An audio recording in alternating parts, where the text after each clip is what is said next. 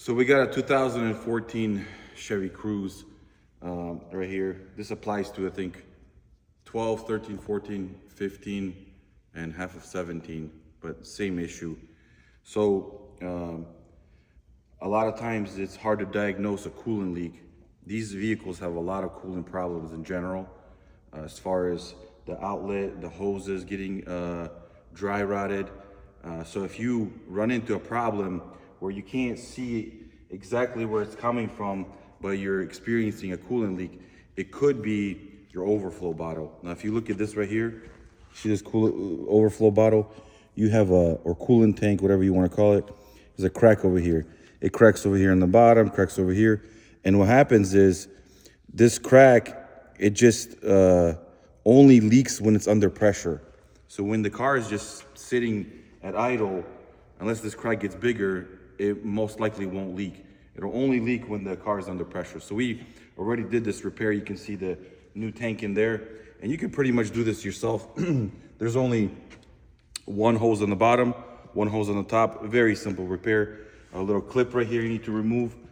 You can see this clip right here, and then you just change the tank over and then add coolant in it, let the car run, let it bleed out. But if you're experiencing a coolant leak and can't find it, look in your tank, look underneath under there. If you got a little mirror or something, you can kind of peek under there. Just look under there and see if you can see anything that's coming up from underneath there, that's dripping or leaking or wet, or has any kind of moisture over there in that area. And it could be this. Now, they have a lot of coolant leaks in these water outlet right here. This water outlet, this is all, I'm pointing to this, but this is all plastic thing going all the way down there. It's called a water outlet, and it connects to the bottom of the head. And that allows the coolant to go in to both the radiator, and then it allows it to go to the top for extra pressure to go back into the overflow tank.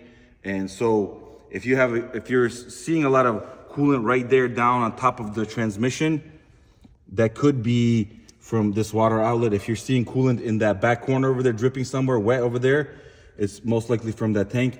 And then you do also have your thermostat over here housing and your water pump, so it could be that as well.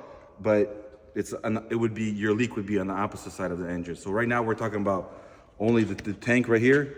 So it's fairly inexpensive to go to any parts store and buy this, and you can pretty much do it yourself. It's just two hoses, a clip, switch it over, put a new one, top off some coolant, and you're back on the road.